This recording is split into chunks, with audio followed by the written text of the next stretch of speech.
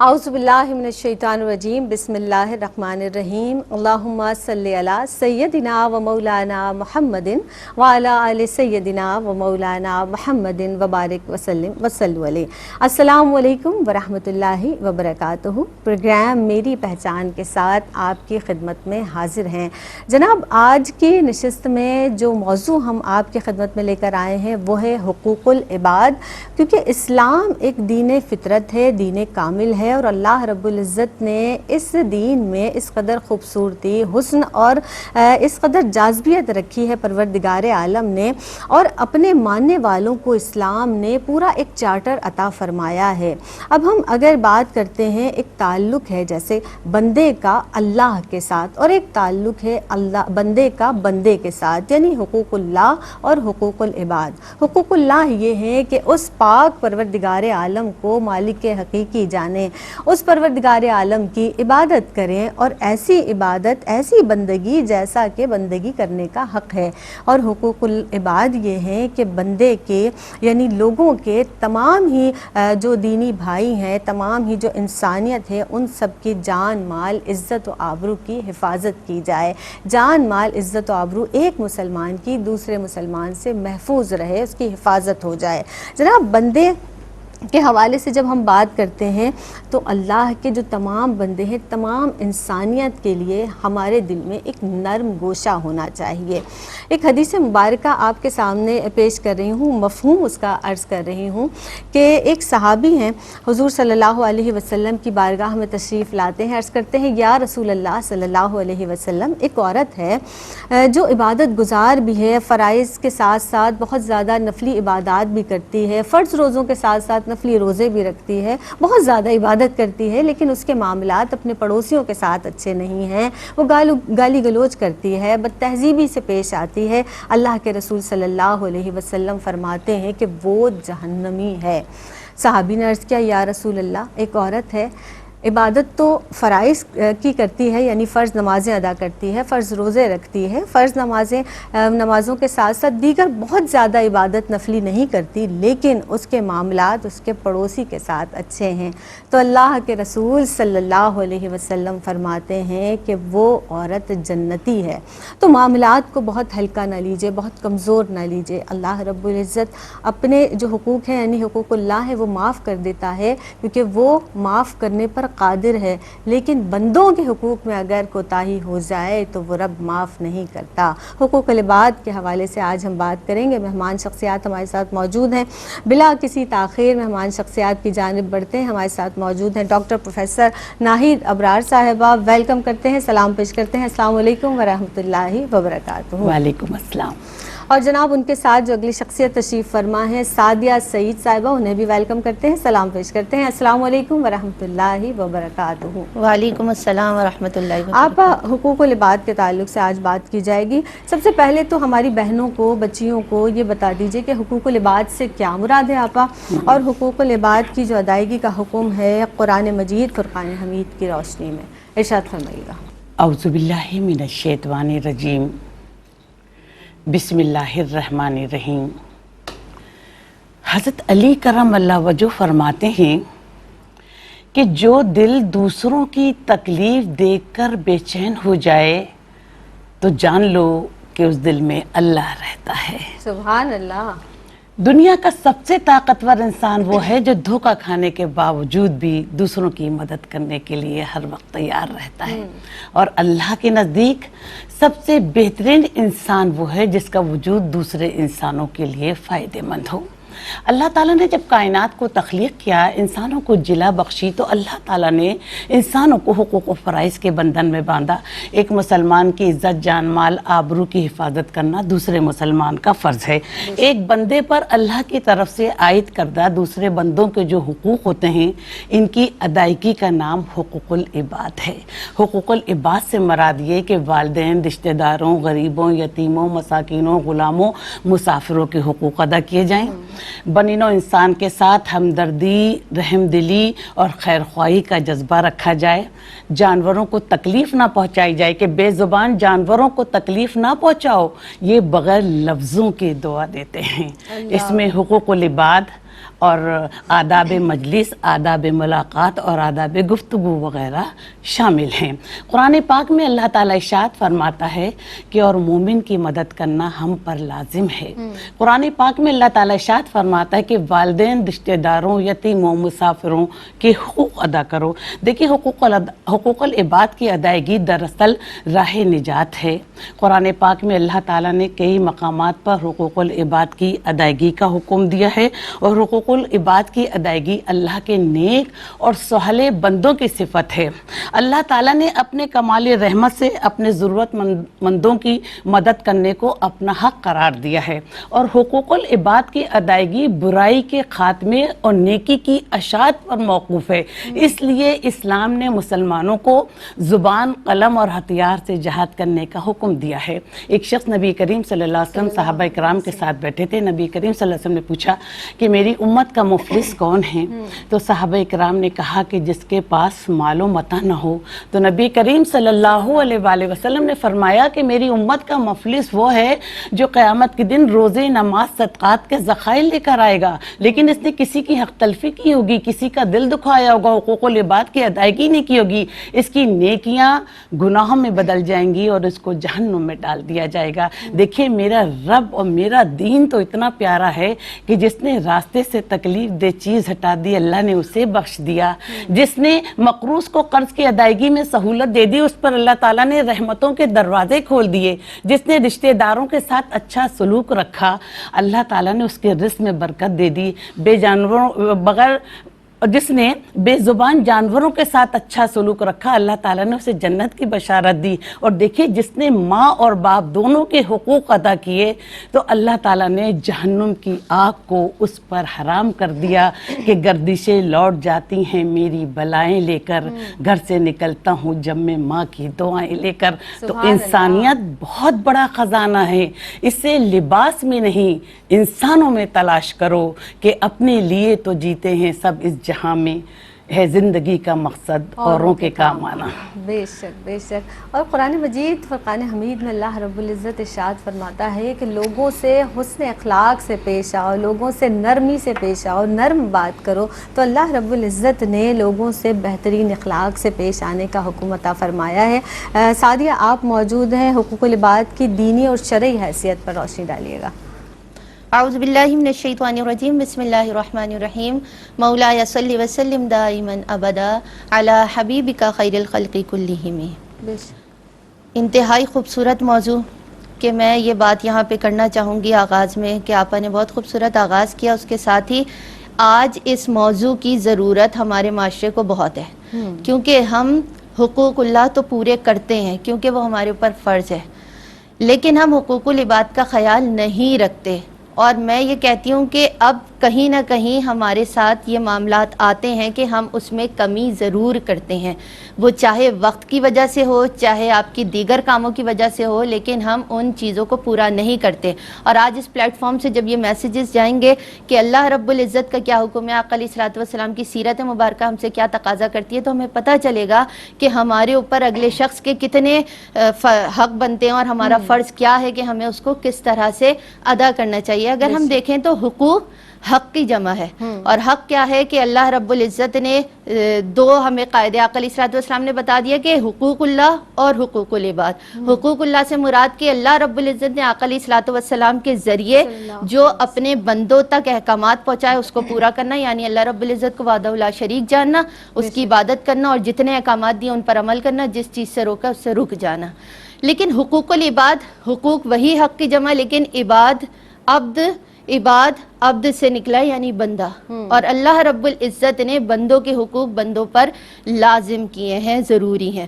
قرآن پاک کا اگر ہم مطالعہ کرتے ہیں، ابھی ہمیں اس سے پہلے بھی قرآن پاک سے چیزیں پتہ چلیں، لیکن میں ایک بات یہ کرنا چاہوں گی کہ اللہ رب العزت نے جہاں جہاں حکم دیا ہے کہ اللہ رب العزت کی عبادت کرو، وہیں اللہ رب العزت نے ساتھ ہی ساتھ زکوٰۃ دینے کا بھی حکم دیا ہے، یعنی واقیموا الصلاۃ وآتوا الزکاۃ، کہ نماز بھی قائم کرو اور زکوٰۃ دو. نماز اللہ رب العزت کا حق ہے کہ حقوق العباد میں سے آپ کے اوپر فرض ہے کہ اللہ رب العزت کے ان فرائض کو پورا کیا جائے. لیکن ساتھ ہی حقوق العباد کا بھی ذکر آ گیا کہ جب تم زکوٰۃ دو گے تو زکوٰۃ کس کے لیے دیتے ہو؟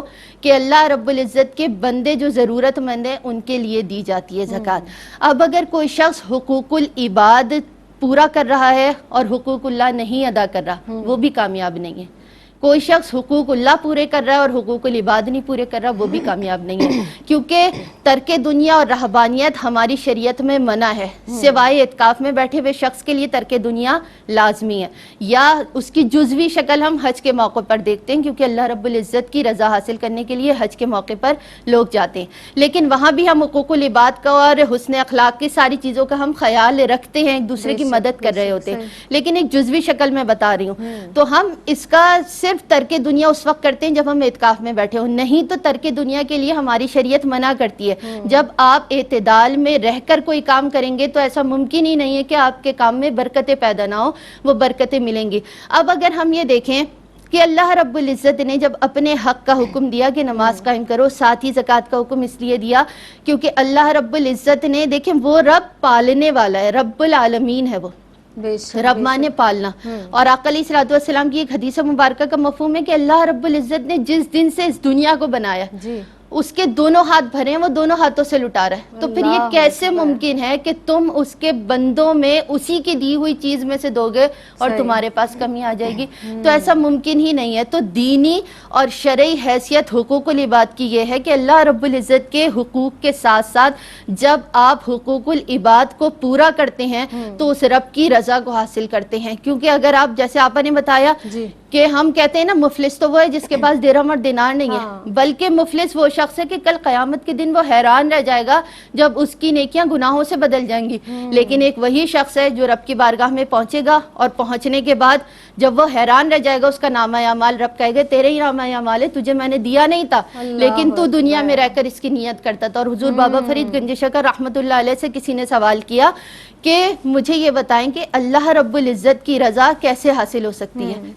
تو بابا فرید نے جواب یہ دیا کہ تو اللہ کے بندوں سے محبت کرنے لگے، اللہ تجھے خود اپنے قریب کر لے گا. اللہ اکبر، کہ تم اللہ کے بندوں سے محبت کرو، اللہ تم سے محبت بھی کرے گا اور اللہ کا قرب بھی حاصل ہوگا. ایک وقفے پر جناب ہمیں جانا ہے، حاضر ہوتے ہیں اس مختصر سے وقفے کے بعد. اعوذ باللہ من الشیطان الرجیم، بسم اللہ الرحمن الرحیم. السلام علیکم ورحمۃ اللہ وبرکاتہ. وقفے کے بعد ایک مرتبہ پھر آپ سب کا خیر مقدم ہے. اور جناب آج ہم بات کر رہے ہیں حقوق العباد کے تعلق سے. ہمارے ساتھ موجود ہیں ڈاکٹر پروفیسر ناہید ابرار صاحبہ اور سعدیہ سعید صاحبہ جو حقوق العباد کے تعلق سے گفتگو فرما رہی تھی. آپ کی جانب بڑھوں گی اور ارشاد فرما دیجئے کہ رسول خدا احمد مصطفیٰ محمد مصطفیٰ صلی اللہ علیہ وسلم کی سیرت، آپ کی احادیث مبارکہ حقوق العباد کے تعلق سے آپ ہماری کیا رہنمائی کرتی ہیں؟ فرمائیے گا. جی، نبی کریم صلی اللہ علیہ وآلہ وسلم نے ارشاد فرمایا کہ مومن وہ ہے جس کی زبان اور ہاتھ سے دوسرا مسلمان محفوظ رہے. نبی کریم صلی اللہ علیہ وآلہ وسلم نے ارشاد فرمایا کہ جو تمہیں محروم کرے اس کو تم عطا کرو، جو تم سے قطع رحمی کرے تم اس کے ساتھ صلہ رحمی کرو، اور جو تم پر ظلم کرے اس کو تم معاف کرو. آقا دو جہاں صلی اللہ علیہ وآلہ وسلم نے ارشاد فرمایا کہ کمزور، ناتواں اور بزرگوں کو ڈھونڈنے میں میری مدد کرو، ان کی مدد سے تمہیں رزق دیا جاتا ہے اور تمہاری دعائیں قبول کی جاتی ہیں. نبی کریم صلی اللہ علیہ وسلم کی حیات مبارکہ کا مطالعہ کریں تو آپ عفو درگزر، خیر خواہی، عدل و انصاف کا پیکر تھے. آپ بڑے سے بڑی دشمنوں کو معاف کیا کر دیتے تھے. کوئی سائل آپ کے در سے خالی ہاتھ نہیں جاتا تھا. آپ عفو درگزر سے کام لیتے تھے. آپ یتیموں، مساکینوں، بیواؤں کی ضرورت کا خیال رکھتے تھے. ایک مرتبہ حضرت عائشہ صدیقہ رضی اللہ تعالیٰ عنہ نبی کریم صلی اللہ علیہ وسلم دونوں گھر میں تشریف فرما تھے کہ ایک سائل نے دروازے پہ دستک دی. تو عائشہ سے نبی کریم صلی اللہ علیہ وسلم نے حضرت عائشہ سے کہا کہ جاؤ دیکھو جو کچھ بھی ہے سائل کو دے دو. تو حضرت عائشہ صدیقہ رضی اللہ تعالیٰ عنہ کہتی ہیں کہ یا رسول اللہ صرف 2 روٹی کا آٹا رکھا ہے. تو نبی کریم صلی اللہ علیہ وآلہ وسلم نے فرمایا کہ جاؤ وہ آٹا اس سائل کو دے دو اور پوری رات دونوں نے فاقے میں گزاری. آقا دو جہاں صلی اللہ علیہ وآلہ وسلم ایک باغ سے گزر رہے تھے کہ ایک بوڑھا غلام سخت بخار میں مبتلا تھا, باغ کو پانی دے رہا تھا. تو آقا دو جہاں صلی اللہ علیہ وآلہ وسلم وہیں رکے اور اس غلام سے کہا کہ تم بیٹھ جاؤ, تمہیں بخار ہے, اور سارا باغ کو پانی خود دیا اور کہا تم آرام کرو. یعنی آقا دو جہاں صلی اللہ علیہ وسلم انسانیت کی معراج کے منبر پہ تھے کہ کسی کو کبھی تکلیف میں نہیں دیکھتے. اسی طرح نبی کریم صلی اللہ علیہ وسلم صحابہ اکرام کے ساتھ ایک جگہ سے گزرے تو ایک کم عقل عورت نے آقا دو جہاں صلی اللہ علیہ وسلم کو روک لیا اور کہا کہ آپ یہیں بیٹھیے اور آپ میری پوری فریاد سنائیں. تو نبی کریم صلی اللہ علیہ وآلہ وسلم وہیں زمین پر بیٹھ گئے جن کے لیے کائنات سجائی گئی تھی, اور کہا کہ میں تمہاری پوری فریاد سنوں گا. تو صحابہ اکرام کو غصہ آیا کہ یا رسول اللہ, یہ تو کم عقل عورت ہے, آپ اس کی فریاد سنیں گے؟ تو نبی کریم صلی اللہ علیہ وآلہ وسلم نے فرمایا کہ میں زحمت نہیں, انسانیت کے لیے رحمت بن کر آئے ہوں, اور اس کی بات, اس کی فریاد اگر محمد نے سنے گا تو کون سنے گا. اسی طرح نبی کریم صلی اللہ علیہ وسلم صحابہ اکرام کے ساتھ جا رہے تھے غزوے میں شرکت کرنے. تو نبی کریم صلی اللہ علیہ وآلہ وسلم نے فرمایا کہ بکری ذبح کر کے اسے پکایا جائے گا. تو ایک صحابی بولو کہ اس کو ذبح میں کروں گا, دوسرے صحابی نے کہا اس کا گوشت میں بناؤں گا, تیسرے نے کہا اس کا سالن میں بناؤں گا. تو نبی کریم صلی اللہ علیہ وآلہ وسلم نے فرمایا کہ سالن بنانے کے لیے لکڑیاں چننا میرا کام ہے. تو صحابہ کرام نے کہا کہ یا رسول اللہ آپ چنیں گے لکڑیاں؟ تو نبی کریم صلی اللہ علیہ وآلہ وسلم نے فرمایا کہ میں نہیں چاہتا کہ میں لوگوں میں ممتاز بن کر رہوں. اسی طرح نبی کریم صلی اللہ علیہ وسلم کے جب وصال کا وقت آیا تو نبی کریم صلی اللہ علیہ وسلم نے فرمایا کہ کسی کا کوئی حق ہو تو مجھے بتائے. آپ کے وصال کا سن کر لوگ زار و قطار ہونے لگے. تو ایک صحابی حاضر ہوئے نبی کریم صلی اللہ علیہ وسلم کی خدمت میں اور کہا کہ جب ایک غزوے کے موقع پر جب آپ صفیں درست کر رہے تھے تو آپ نے مجھے ایک چھڑی سے چوکا دیا تھا, مجھے تکلیف ہوئی تھی, میں آپ سے بدلہ لینا چاہتا ہوں.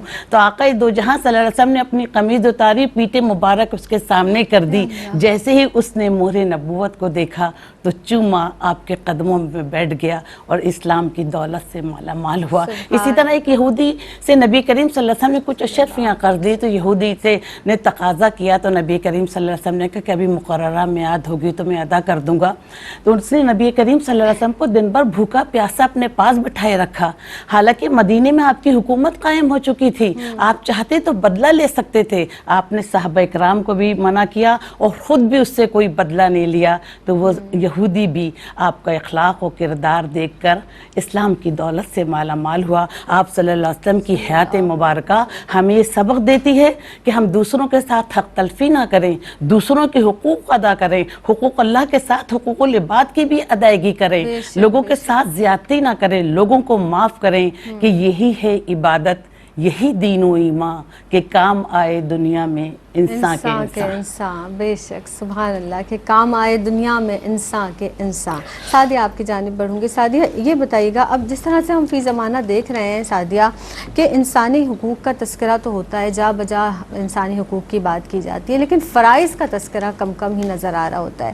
اسلام نے حقوق کے ساتھ ساتھ اجتماعی جو زندگی ہے اس میں فرائض کا تعین الگ سے کر دیا ہے, جو ایک فلاحی ریاست کے معاشرے کے قیام کے لیے بہت زیادہ ضروری ہے. میں چاہوں گی اس حوالے سے آپ کچھ ارشاد فرمائیے. بسم اللہ الرحمن الرحیم. علامہ اقبال نے بڑی خوبصورت بات کی کہ خدا کے بندے تو ہیں ہزاروں, بنوں میں پھرتے ہیں مارے مارے, میں اس کا بندہ بنوں گا جس کو خدا کے بندوں سے پیار ہوگا. بے شک. دیکھیے, جہاں آپ نے یہ سوال کیا تو وہاں ہمارا معاشرے میں اب ہر طرف یہ دیکھنے میں آتا ہے کہ ہر شخص کہتا ہے ہمارا یہ حق ہے, کوئی اپنے فرائض کی بات نہیں کرتا ہے.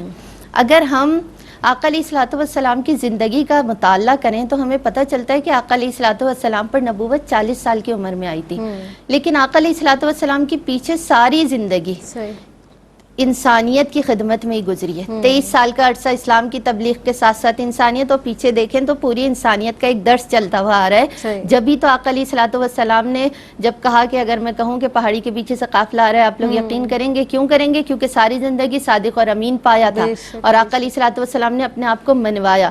تو ہر شخص کے اوپر فرض بھی ہیں اور اس کا حق بھی ہے. فرائض کی ادائیگی اتنی زیادہ ضروری ہے کہ اگر ایک شخص معاشرے میں رہ رہا ہے اور بہت اچھا ہے، ہر کام پورے کرتا ہے، ساری چیزیں ہیں، لیکن اگر اس کی حق تلفی ہو رہی ہے تو اس کے اوپر سے فرائض ہٹتے نہیں ہیں. جو اس کا فرض ہے اسے وہ ادا کرنا ہر حال میں ضروری ہوتا ہے. صحیح. طائف کے میدان میں آقا علیہ الصلوۃ والسلام کو لوگوں نے کتنی تکلیفیں دی، دیگر مقامات پہ کتنی تکلیفیں پہنچی، لیکن آقا علیہ الصلوۃ والسلام نے تبلیغ دین کا کام نہیں روکا. وہ آقا علیہ الصلوۃ والسلام کے اوپر لازم تھا، آقا علیہ الصلوۃ والسلام نے سب تک پہنچایا، کتنی بھی تکلیف اٹھائی ہوں. تو اس معاشرے میں رہتے ہوئے کتنی بھی مشکلات آئے، لیکن جب تک لوگ اپنے فرائض سے آگاہ نہیں ہوں گے، انہیں اپنا فرض ہی پتہ نہیں ہوگا، گھر کے سربراہ کو اپنے فرائض ہی نہیں پتہ ہوں گے، تو وہ اپنے حق کی بات نہیں کر سکتا. کیونکہ جو شخص فرض ادا کرتا ہے پھر اس کے حق خود بخود پورے ہونے لگتے ہیں. لیکن اگر ہم کسی کا کوئی حق پورا نہ کریں، جیسے ہم بچے کی تربیت کا حق تو پورا ہی نہیں کر رہے اور پھر ہم اس سے کہہ رہے ہیں کہ وہ ہمارا ادب کرے، تو یہ کیسے ممکن ہے کہ جب آپ نے اپنی تربیت میں بچے کو یہ سکھایا ہی نہیں ہے، آقا علیہ الصلوۃ والسلام سے محبت، اللہ رب العزت کی رضا کیسے حاصل ہوتی ہے، جب یہ چیزیں بیسک نہیں سکھائی ہیں تو یہ کیسے ممکن ہے کہ وہ پلٹ کر آپ کا ادب کرے گا. تو یہ ایک بیسک مثال دی ہے میں نے کہ گھر کے والدین کا، سربراہ کا یہ کام ہوتا ہے نا کہ وہ تربیت ہی ہمیشہ، اسی لیے کہتے ہیں نا ایک تربیت یافتہ اگر ماں موجود ہو نا پھر پوری نسل پروان ہی چڑھتی رہتی ہے. اور پھر میں بات یہ کر رہی تھی کہ دیکھیے اگر ہم کربلا کے میدان کا واقعہ لیں، امام زین العابدین کی زندگی کا ایک واقعہ ہے کہ کربلا میں جس شخص نے تکلیف دی تھی، جب وہ مدینے آیا، لوگوں سے چھپ کر آیا تھا جو اس کو ڈھونڈنے کے لیے پیچھے لگے ہوئے تھے، تو آپ کے گھر میں پناہ لی. جب وہ جانے لگا تو امام زین العابدین نے اسے اشرفیاں بھی دیں، سواری بھی دی، تحفے تحائف بھی دیے. اس نے کہا شاید آپ نے مجھے پہچانا نہیں. تو امام زین العابدین نے فرمایا کہ میں نے تجھے پہچان لیا، تو نے اتنی تکلیف دی ہیں میں کیسے نہیں پہچانوں گا، لیکن ہم وہاں آئے تھے وہ تیرا عمل تھا، یہاں یہ ہماری تربیت ہے، یہ ہمارا عمل ہے.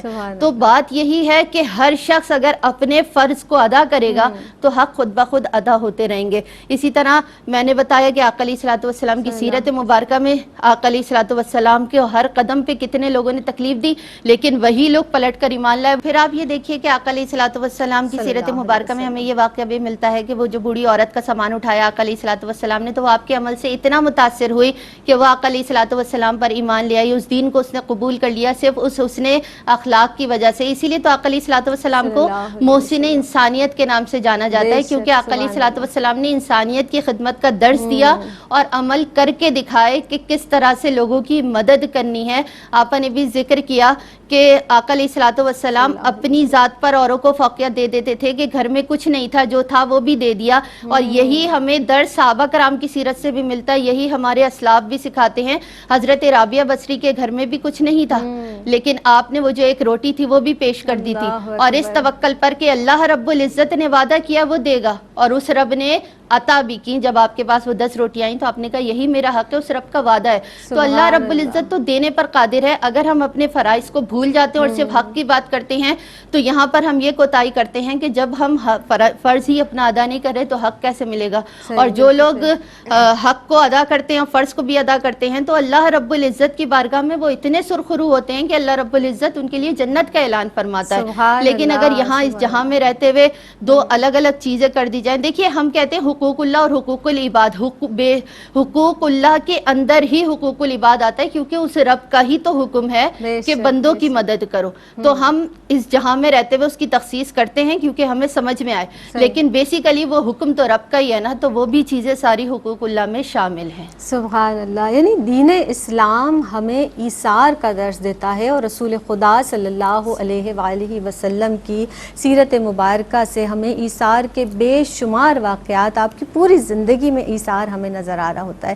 اور جناب جس طرح سے ہم پڑھتے ہیں اور ہم فی زمانہ دیکھ رہے ہوتے ہیں کہ ساس کو بہو سے شکایت ہے، بہو کو ساس سے شکایت ہے، یعنی ہر شخص ایک دوسرے سے شکوہ کرتا نظر آتا ہے کہ ہمارا جو ہے حق ہمیں نہیں مل رہا ہے. تو ہم دینا نہیں چاہتے، دراصل ہم دینا جانتے ہی نہیں ہیں، ہم صرف حاصل کرنا جانتے ہیں، ہم صرف مانگنا جانتے ہیں، ہم طلب کرنا چاہتے ہیں. تو یہ رویہ ہمیں بدلنے کی ضرورت ہے. ایک وقفہ وقفہ لیتے ہیں, حاضر ہوتے ہیں اس مختصر سے وقفے کے بعد. السلام علیکم ورحمۃ اللہ وبرکاتہ. میری پہچان میں ایک مرتبہ پھر آپ سب کو خوش آمدید کہتے ہیں. آج جناب جو عنوان لے کر ہم آپ کی خدمت میں حاضر ہوئے ہیں وہ ہے حقوق العباد, اور ڈاکٹر ناہید ابرار صاحبہ ہمارے ساتھ ہمارے پینل میں شامل ہیں, سعدیہ سعید صاحبہ حاضر ہیں. جناب اس طرح سے ہم گفتگو کر رہے ہیں اور ہماری دونوں اسکالر بہت خوبی کے ساتھ بخوبی اس گفتگو کے حوالے سے, اس عنوان کے حوالے سے گفتگو فرما رہی ہیں. آپا آپ کی جانب بڑھوں گی. حقوق العباد میں آپا کوتاہی یا غفلت کے حوالے سے, جس طرح سے ابھی ہم بات کر رہے تھے کہ ہم دینا نہیں جانتے آپا, جہاں غفلت برتنے کے حوالے سے بات آتی ہے قرآن مجید, فرقان حمید میں یا احادیث مبارکہ میں, کیا وعید آئی ہے آپا اس حوالے سے؟ دیکھیے زینب, رب کہتا ہے کہ عبادت بھی کرتے ہو اور دوسروں کو تکلیف بھی دیتے ہو, اللہ اکبر, صدقہ بھی دیتے ہو, احسان بھی جتلاتے ہو. اپنی نیکیاں ایسی تھیلی میں جمع نہ کرو جس میں سوراخ ہو. سبحان اللہ, بڑی پیاری بات. رب کہتا ہے کہ کسی کو ایک لمحے کی خوشی دے کر اپنی تکلیف کو بھول جاؤ, اور دوسروں کو تکلیف دے کر اپنی خوشی کی دعا مجھ سے مت کرنا. قرآن پاک میں اللہ تعالیٰ ارشاد فرماتا ہے کہ اللہ کھلی برائی, مطلق برائی اور دوسروں پر ظلم کرنے سے منع فرماتا ہے. تم لوگوں کو نصیحت فرماتا ہے تاکہ تم اس نصیحت کو قبول فرماؤ. قرآن پاک میں اللہ تعالیٰ ارشاد فرماتا ہے کہ جو لوگ اللہ کے عہد کو توڑتے ہیں اور زمین پر فساد برپا کرتے ہیں وہی نقصان میں ہیں. حدیث ہے کہ شرک کے بعد سب سے بڑا گناہ مخلوق خدا کو تکلیف دینا ہے. حسن بصری سے کسی نے پوچھا کہ قیامت کے دن سب سے زیادہ چیخ پکار کس کی ہوگی, تو حسن بصری کہتے ہیں کہ سب سے زیادہ چیخ پکار اس شخص کی ہوگی جس کو اللہ نے دنیا میں کوئی منصب دیا ہو اور وہ لوگوں پر ظلم کرتا ہو. نبی کریم صلی اللہ علیہ وآلہ وسلم نے ارشاد فرمایا کہ یتیم کا مال کھانے والے قیامت کے دن اس حال میں داخل ہوں گے کہ ان کے منہ سے آگ کے شعلے نکل رہے ہوں گے. نبی کریم صلی اللہ علیہ وآلہ وسلم نے ارشاد فرمایا کہ اگر کسی نے کسی کی ایک بالش زمین پر بھی قبضہ کر لیا تو قیامت کے دن اللہ تعالیٰ اس کی گردن میں 7 زمینوں کے طوق ڈالے گا.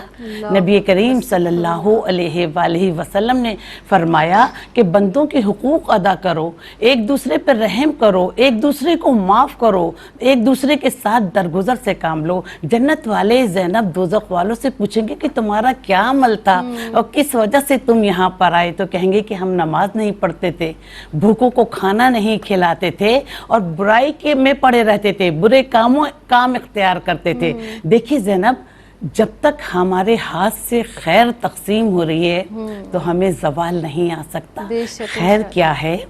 کسی کی حق تلفی نہ کرنا, کسی کو اچھا مشورہ دینا, کسی کے ساتھ زیادتی نہ کرنا, حقوق اللہ کے ساتھ حقوق العباد کی ادائیگی کرنا, یتیموں کے سر پر دست شفقت رکھنا, مفلسوں اور بیواؤں کا خیال رکھنا, اللہ کی مخلوق کی خدمت کرنا, اللہ کی مخلوق کی خوشی میں خوش ہونا, ان کے دکھ درد کا ساتھی بننا. یہ چھوٹی چھوٹی خوشیاں ہیں جو مخلوق خدا میں تقسیم کرنی چاہیے, اور چھوٹی چھوٹی خوشیاں مخلوق خدا میں تقسیم کرنے کے بعد ہی ہم اپنی دنیا اور آخرت سنوار سکتے ہیں, اور ہمارا رب ہم سے راضی ہو سکتا ہے کہ رکھتے ہیں جو اوروں کے لیے پیار کا جذبہ, وہ لوگ کبھی ٹوٹ کر بکھرا نہیں کرتے. کیا بات ہے, بہت خوب آپا. اور جس طرح سے وعیدات کا ذکر کیا آپ نے, اللہ رب العزت کی ناراضگی کا سبب بنتا ہے کہ جب ہم کسی اللہ کے بندے کی حق تلفی کرتے ہیں, اس کا حق مارتے ہیں, اس کے جہاں جس طرح ہم بہت زیادہ اس حوالے سے پڑھتے بھی ہیں, بات بھی کرتے ہیں, لیکن فی زمانہ پھر بھی ہم دیکھ رہے ہوتے ہیں کہ معاشرہ بہت زیادہ بے راہ روی کا شکار ہے. دعا کیجئے پروردگار عالم سے کہ پروردگار ہمیں اس کوتاہی سے بچائے. سعدیہ آپ کی جانب بڑھوں گی. حقوق اللہ کے ساتھ ساتھ جو حقوق العباد ہیں, جس طرح سے ہم اول وقت سے اس بات کا تذکرہ کر رہے ہیں, اس کی ادائیگی کا جو پورا خیال رکھتے ہیں ان لوگوں کے لیے کیا اجر بیان کیا گیا ہے, فرمائیے گا. بسم اللہ الرحمن الرحیم. دیکھیے جو لوگ حقوق العباد حقوق اللہ کو پورا کرتے ہیں تو جو نماز روزہ حج زکوٰۃ ساری چیزیں ادا کرتے ہیں اور وہ اللہ رب العزت ان کو اسی طرح اجر دیتا ہے کہ وہ کس طرح اس رب کے حق کو پورا کر رہے ہیں. لیکن اگر اس کے ساتھ ساتھ حقوق العباد کا بھی خیال رکھتے ہیں اور جو کہ رکھنا چاہیے, ہم آغاز سے یہی بات کر رہے ہیں کہ دونوں چیزیں لازم و ملزوم ہیں کہ جب تک نہیں کریں گے تو سرخرو اس پاک بارگاہ میں نہیں ہو سکتے. تو اگر ہم ایک فہرست بنائیں تو ہمیں پتہ چلتا ہے کہ ہمارے جو ماتحت لوگ آتے ہیں ان میں کون کون ہے کہ جس کے ساتھ ہمیں حسن سلوک سے پیش آنا چاہیے, تو اس بارگاہ سے اجر کیا کیا ہے. تو اس میں سب سے پہلے آپ کے والدین آتے ہیں کہ جب اللہ رب العزت نے آپ کو والدین جیسی اتنی عظیم دولت دی تو آقا علیہ الصلوۃ والسلام نے فرمایا کہ جو اپنی ماں کی طرف یا والدین کی طرف محبت بھری نگاہ سے دیکھتا ہے, اللہ رب العزت اسے اس کے بدلے میں ایک حج مقبول کا ثواب دیتا ہے. صحابہ کرام نے عرضی پیش کی کہ یا رسول اللہ صلی اللہ علیہ وسلم اگر کوئی 100 مرتبہ دیکھے اتنی محبت سے, آقا علیہ الصلوۃ والسلام نے فرمایا اس کے خزانے میں کوئی کمی ہے, تم 100 مرتبہ دیکھو گے وہ 100 مرتبہ اجر دے گا. پھر ہمارے والدین میں سے چاہے ماں ہو چاہے باپ ہو کوئی بھی ہو, تو اللہ رب العزت نے اس کے لیے جنت کا اعلان کر دیا جو ان کے ساتھ حسن سلوک کرتا ہے. اور پھر سورہ بنی اسرائیل میں بھی اگر آپ دیکھیں تو اللہ رب العزت نے اپنی عبادت کے ساتھ ہی فوراً والدین کی اطاعت کا ذکر فرما دیا کہ والدین کی اطاعت کرو. اور اطاعت میں کیا چیزیں آتی ہیں کہ ان سے پیار و محبت سے پیش آؤ, ان کے تمام کاموں کو پورا کرو, جو وہ حکم دیتے ہیں اس کو مانو. اس کے بعد اگر ہم دیکھیں تو پھر ہمارے پاس وہ حق آتا ہے کہ جس پہ ہمیں پتہ چلتا ہے کہ حقوق اللہ کے ساتھ کون سا حق پورا کرنا چاہیے. بڑے بھائی کا حق, کیونکہ بڑا بھائی والد کی جگہ ہوتا ہے, آقا علیہ الصلوۃ والسلام نے فرمایا. پھر ہے کہ آپ کے ماتحت جو لوگ آتے ہیں ان میں آتا ہے کہ یتیم کا حق ادا کرو, کہ یتیم کے سر پر آقا علیہ الصلوۃ والسلام نے فرمایا جو ہاتھ رکھتا ہے اس کے سر کے جتنے بال اس کے ہاتھ کے نیچے آ جاتے ہیں تو اللہ رب العزت اتنی نیکیاں اسے عطا کر دیتا ہے. اور پھر جو کسی یتیم کی کفالت کرتا ہے کل قیامت کے دن وہ ایسے ہوگا اپنی 2 انگلیاں ملا کر کہا جیسے یہ میری 2 انگلیاں ہیں. پھر اسی طرح شوہر اور بیوی کے حقوق ہیں کہ اگر اس کو ادا نہیں کیا جاتا, ایک کا فرض ہے دوسرے کا حق ہے, دوسرے کا فرض ہے پہلے کا حق ہے, دونوں کو ادا کرنا ضروری ہے. اگر نہیں ادا کرتے تو اللہ رب العزت کی طرف سے عذاب کا بھی حکم ہے. اگر ادا کرتے ہیں, آقا علیہ الصلوۃ والسلام نے خطبہ حجۃ الوداع پہ فرما دیا کہ عورت کو پسلی سے پیدا کیا گیا اور پسلی کا اوپری سرا ٹیڑھا ہوتا ہے, تو لہٰذا وہ اس کو سیدھا کرنے کی کوشش نہیں کرو بلکہ اس کو وہ جس انداز میں ہے سمجھا بجھا کر اس کو اپناؤ, اللہ رب العزت تمہیں خیر ہی خیر عطا کرے گا. اور اسی طرح عورت کے لیے حکم دیا گیا کہ اپنے شوہر کی اطاعت کرو, اور اگر اللہ رب العزت کے بعد کسی کو سجدے کا حکم ہوتا تو میں کہتا کہ اپنے شوہروں کو تم سجدہ کرو. اور پھر آپ یہ دیکھیے کہ آقا علیہ الصلوۃ والسلام نے فرمایا کہ اپنے رفیق سفر کا خیال رکھو, سبحان اللہ, کیونکہ ہم سارے حقوق ادا کسی نہ کسی طرح کر دیتے ہیں, لیکن جو سفر میں ہمارے ساتھ ہوتا ہے ہم بہت کم جگہوں پہ دیکھا گیا کہ اس کا خیال رکھیں. اور رفیق سفر کا خیال کا اتنا حکم ہے کہ اگر تمہارے پاس اس وقت سواریاں تھیں, تمہاری سواری پر جگہ ہے تو اس کو جگہ دو, تمہارے پاس خوراک میں کھانا زیادہ ہے تو اس کو کھانا کھلاؤ, تمہارے پاس کوئی اور چیز زیادہ اور اسے ضرورت ہے تو اس کی ضرورت کو پوری کرو. اس لیے کیونکہ وہ رفیق سفر جو تمہارے ساتھ تمہارا دوست ہے اس وقت وہ کہیں کچھ نہیں کر سکتا, لیکن تم جب اس کا خیال رکھو گے اللہ رب العزت اس پر اجر دے گا.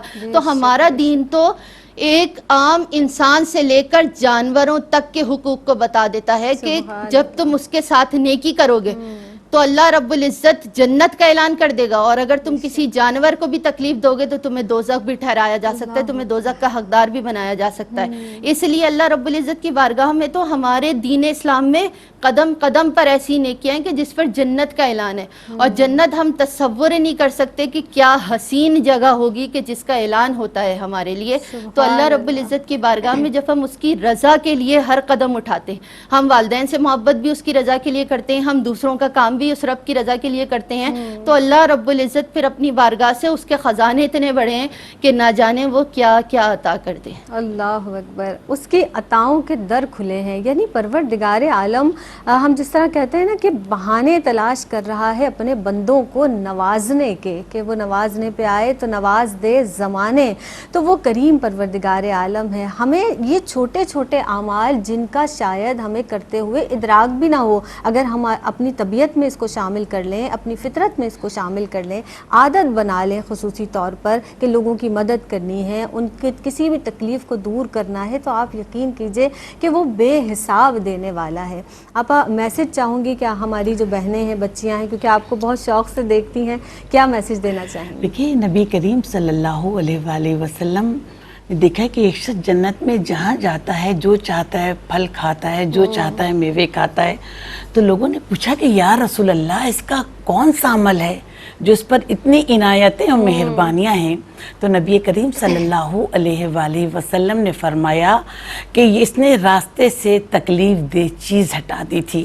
تو میرا دین، ہمارا دین تو اتنا پیارا دین ہے اور اللہ ہم پر اتنا رحم کرنے والا ہے کہ ہمیں چھوٹی چھوٹی نیکی کے کاموں پر بھی اجر دیتا ہے کہ نیکی کا حکم دینا بھی صدقہ ہے اور برائی سے روکنا بھی صدقہ ہے. دیکھیں نبی کریم صلی اللہ علیہ وسلم کے پاس ایک شخص حاضر ہو کہ یا رسول اللہ میرا دل بہت سخت ہے، میرا دل میں رحم نہیں آتا. تو نبی کریم صلی اللہ علیہ وسلم نے فرمایا کہ جب تم کھانا کھاؤ تو یتیم کو اپنے ساتھ بٹھال کے کھلاؤ، یتیم کے سر پر دست شفقت رکھو، اس کی مدد کرو، اللہ تمہارے دل کی سختی دور کر کے تمہارے دل میں رحم پیدا کر دے گا. تو اللہ تعالیٰ سے یہی دعا ہے کہ اللہ تعالیٰ ہمیں حقوق اللہ کے ساتھ حقوق العباد کی ادائیگی کرنے کی بھی توفیق عطا فرمائے. آمین، اللہم آمین. سعدیہ آپ موجود ہیں، فرمائیے گا، کوئی مختصر سا میسج دینا چاہیں؟ بس میں یہی کہنا چاہوں گی کہ شیخ سعدیہ علیہ رحمہ نے بیان کیا کہ میں نے ساری زندگی دو لوگوں کو ڈھونڈا لیکن وہ مجھے نہیں ملے.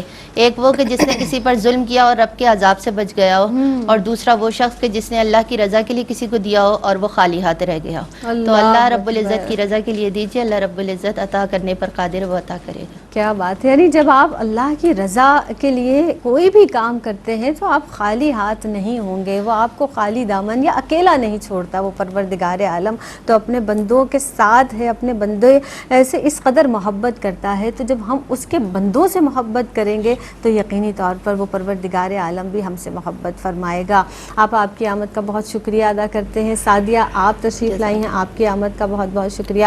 بس آخر میں یہی کہنا چاہوں گی کہ پروردگار عالم نے امت وسط بنایا، یعنی درمیانی امت بنایا اور اعتدال والی امت بنایا پروردگار عالم نے. تو ہمیں اپنے رویوں میں بھی، اپنے ہر عمل میں اعتدال کا جو عنصر ہے وہ غالب رکھنا ہے. پروردگار عالم ہمیں ہر ایک سے انصاف کے ساتھ کام کرنے کی توفیق عطا فرمائے. ہمیں اپنے ہر جو رحمی رشتے ہیں ہمارے، ان کے ساتھ بھی نرمی کا برتاؤ رکھنے کی توفیق عطا فرمائے. کیونکہ ہم دیکھ رہے ہیں فی زمانہ بہت زیادہ لوگ تکلیف میں مبتلا ہیں، پریشانیوں میں مبتلا ہیں. تو لوگوں کی پریشانیوں کو دور کیجئے، ان کے دکھ کو دور کیجئے، ان کے غم کو بانٹیے. اللہ رب العزت آپ کے دکھوں کو، آپ کی تکلیف کو دور فرمائے گا.